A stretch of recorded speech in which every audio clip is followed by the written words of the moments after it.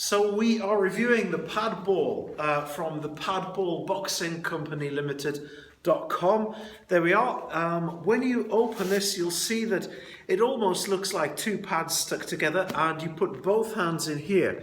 There's a little kind of elasticated glove that your hand goes into there, and obviously a locator dot there where you put your hand around so it's in this position, so it's not in this position here. So both hands go in like this. When you take it out, it's very clear this is made of PU material rather than leather. They retail at £60. It's very well made, nicely stitched, well put together. It's a really good looking product, and it's also it's well made. I haven't had a chance to test this over many rounds, so how well it holds up to being absolutely hammered, we'll wait and see. But initially, when you take it out, it looks good. Now, this is not something that is the first kind of incarnation of this kind of product, because prior to this, there was something called the Mac Pad, the multi-angle combat pad. And I actually still have one of these. That's it there. It looks like Darth Vader's helmet. Now, you can't buy these anymore. They kind of... In fact, as well, we never did a review of this product, and the reason was they actually went out of production before YouTube was actually even invented. So this thing here, you'll see in a few minutes, I've got two boxers coming in to test this with me, one orthodox, one southpaw, and this Mac Pad, actually there, you can see inside the two handles. I'll hold this there. You can see it looks, in a way, a little bit similar to a bigger target. This actually is older than the two boxers that I'm going to be using tonight to demonstrate the Padball. So I'm showing my age there, but this thing's close to 20 years old. I've got two female boxers coming in to help me test this, and I take them regularly on pads, regular traditional pads, and so I'll be able to compare directly, even though it's not empirical results, it is subjective, not quantitative, it's qualitative. I'll be able to tell you what it feels like to take them on this as opposed to on this, so I can directly compare them. So firstly, let's have a look at the advantages of the Padball. Well, what I like about this is it's head-shaped, and I can replicate certain head movement characteristics of this. One of the things that Evander Holyfield said about Mike Tyson was before he threw a particular shot, he would always move his head off to the right before he did so. So if I had the pad here, if this is my left, so it's your right, if I did this, I could move that pad like this to replicate that movement. So it could be good for teaching people tactical head movement drills of their opponent. I think it could be pretty good for doing that. That could be one advantage that I could see of this over the traditional pad. Also, you have one central target. That's one more useful. The problem with the central target is, as you can see here, if this thing's in front of my face, if I get an uppercut or a straight, this could hit me here. So I'm going to use a sensible precaution, and I'm going to be wearing a gum shield. Now, that's no different to me wearing pads normally. I would wear a gum shield anyway because I don't think it's wise not to, especially when you're working with experienced boxers. They will sometimes take the odd extra shot. So yeah, I wear gum shield all the time. So nothing's unusual there.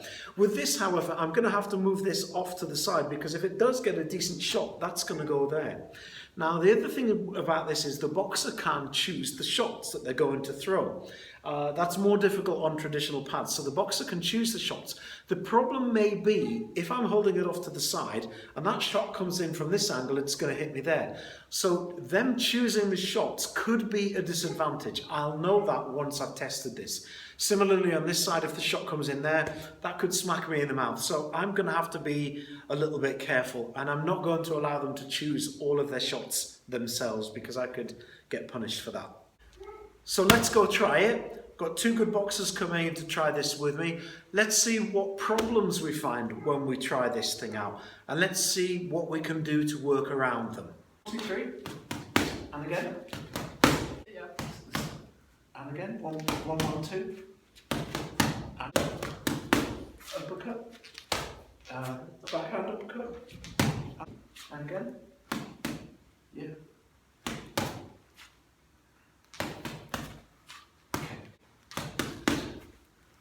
again. And again. 2. Harder. And again. 1, 2, 3, then body. Again.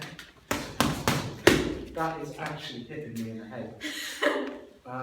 Okay, let me say 1, 2 really hard. Again.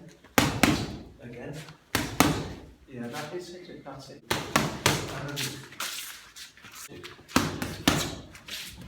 1, 2. Then give me 3, 4. There. And again. Go there so you can see the spine movement. Again. Again. Body. Again. Backhand uppercut. Again. Okay, from there, I need to get the spinal, see? Hard. Yeah, again. Good. Again. Yeah. Okay, ladies, what did you think of the Padball to hit then? Was it an easy target? Yeah, it was easy to hit. It was nice. Yeah, I liked it.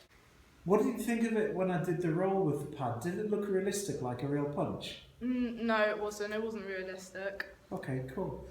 Anything else that you would add? Did you like it, the central target?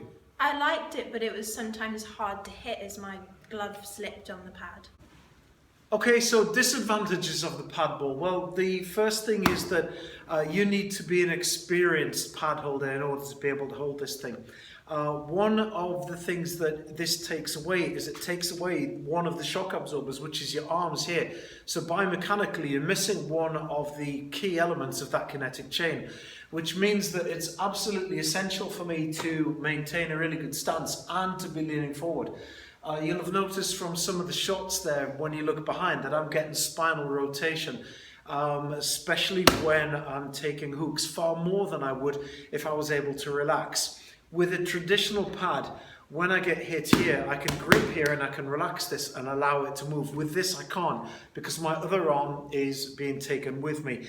That brings me to the next point, that the human body is made up of a rotational joint, a hinge joint, and a rotational joint, just the same as the ankle, knee, and the hips. This gives us mobility and stability. With this rotation joint is essentially held here. So in order to get a base of support, I have to hold this quite central, like this. One of the difficult things as well is when I'm setting range. Now, there are two ways to set range. When I set range, I prefer to set range here to the sternal notch, but there are a lot of boxers, including those in the GB squad, and they're using a different range setting method. And what they're setting it off is off the front foot. So one foot's got to be within 1 foot. Their foot has got to be within 1 foot of my foot. Now that's all very well if you're using a centralized target here, but when I hold this thing here, this is held in front. So therefore it means that it's not possible to set range to either here or here, but in fact only to the moving pad ball itself. So that makes setting up of range much more difficult. So I'm not sure that that's going to fit in with boxers that like to set their range off the front foot. The next thing is the height of the pad ball. When you're holding the pad, it really needs to be the height of the opponent. So sometimes I'm having to hold it up here like this, and that's knocking it over here. I'm moving my head off to the side. That's all well and good, but if the puncher is choosing their own shots rather than me telling them which shots to go, and if I'm over here and they hit the pad ball there, that's going straight into my face. So I've got a problem with that. That's not as good as traditional pads. Now, coming back to traditional pads, pads are a teaching tool.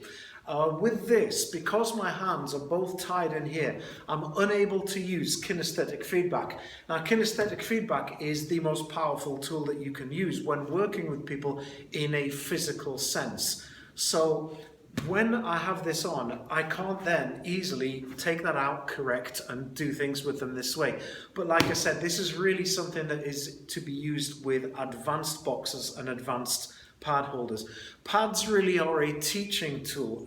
This is less of a teaching tool because I can only use verbal feedback with that. That means that it's a slight disadvantage in terms of being a teaching tool. Let me get as well to when we did the roll, and I asked the ladies about that before. When I do a roll with this, if someone does a 1, 2, 3, and then I roll, look how this looks. There. Now, when I'm on traditional pads, if I've got the pad there, what I need the boxer to be able to do is to spot if it's a straight movement, they're going to parry, they're going to slip, or they're going to lay back. When I do a hook, they're recognizing that this is a round movement. Now, when this thing comes around, this looks different. That doesn't look like a punch.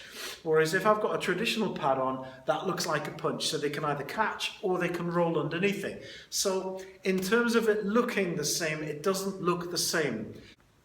I've also heard people say that they're not too keen on the back of the pad being punched here because your finger's in here. Let me allay that fear. There is no real risk of that happening. My main concern would be if someone punched actually towards the wrist there.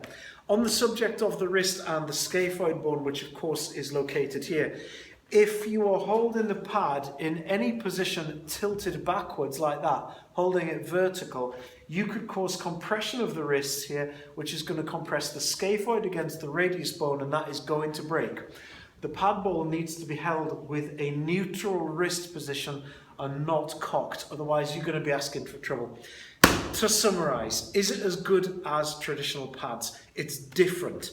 It's one centralized target like this, and this is, for me, I think this is something to be used for experienced boxers, experienced coaches, very experienced coaches, taking the precaution of wearing a gum shield at the same time. In summary, this doesn't replace traditional pads. What this is one more piece in the puzzle to be used alongside pads, alongside hit sticks, alongside those things that look like tennis bats. This is something that is another piece in the puzzle. Would I buy one? Would I have one? Yes. Would I use one? Yes, definitely. Would I use one with beginners or with a heavy puncher that had no control? No, not a chance.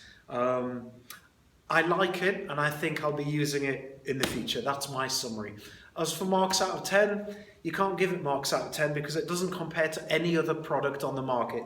This thing is truly unique, but it's going to take a bit of practice to get used to it. So follow those little tips that I give, and I'm sure that's going to help. Thanks very much for allowing us to test this. It was a pleasure.